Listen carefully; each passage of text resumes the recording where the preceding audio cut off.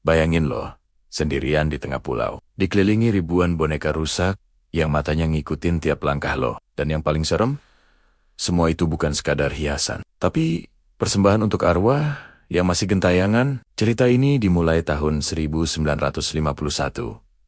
di daerah Xochimilco, Meksiko. Ada seorang pria bernama Julie N. Santana Borrero. Ia tinggal sendirian di sebuah pulau kecil yang sunyi, penuh rawa dan pohon-pohon tua dengan akar menggantung seperti tali yang siap menjerat. Dia bukan orang jahat, hanya orang yang ingin menjauh dari keramaian dunia. Sampai suatu hari, nasib buruk menemuinya. Di tepi sungai Julie N menemukan mayat seorang gadis kecil mengambang. Tubuhnya dingin, rambutnya terurai menempel di air. Di dekatnya ada sebuah boneka lusuh, terapung pelan di antara eceng gondok. Sejak hari itu, malam-malam di pulau itu gak pernah sama lagi. Julie N mulai mendengar suara langkah kecil di luar gubuknya. Kadang terdengar tawa pelan, kadang seperti seseorang yang berlari-lari di tepi air.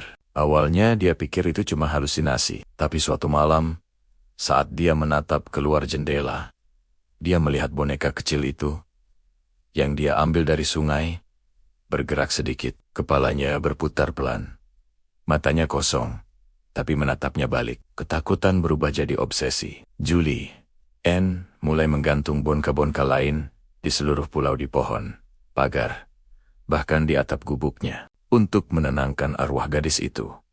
Katanya, hari demi hari, boneka-boneka itu semakin banyak. Ada yang tanpa mata, ada yang tanpa tangan, ada yang nyaris hancur, tapi tetap digantung. Pulau itu akhirnya dikenal sebagai La Isla de las Mu, Ekas Pulau Boneka. Orang-orang yang lewat naik perahu sering dengar bisikan lembut dari arah pulau. Kadang, boneka-boneka itu terlihat berayun sendiri, padahal angin sedang tenang. Beberapa pengunjung bersumpah pernah lihat boneka itu berkedip. Tapi Julie N gak takut. Katanya, mereka temanku. Mereka menjaga aku dari roh jahat. Pulau itu makin terkenal. Banyak turis datang.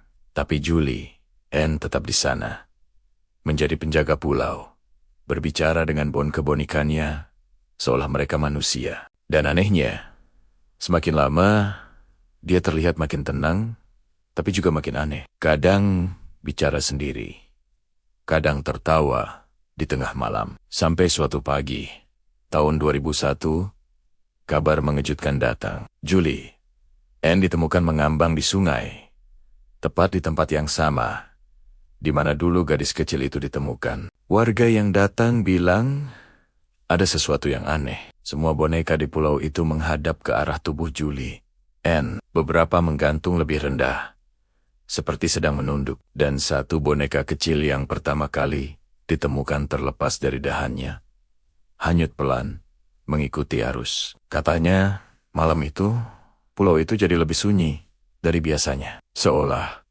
arwah gadis kecil itu akhirnya nggak sendirian lagi. Suara air, desir angin, dan ratusan boneka yang berayun di gelap malam. Kalau lo suatu hari ke Xochimilco, jangan pernah memanggil nama Julie N di tengah malam. Karena katanya, satu boneka di sana masih menunggu lo menjawab tatapannya.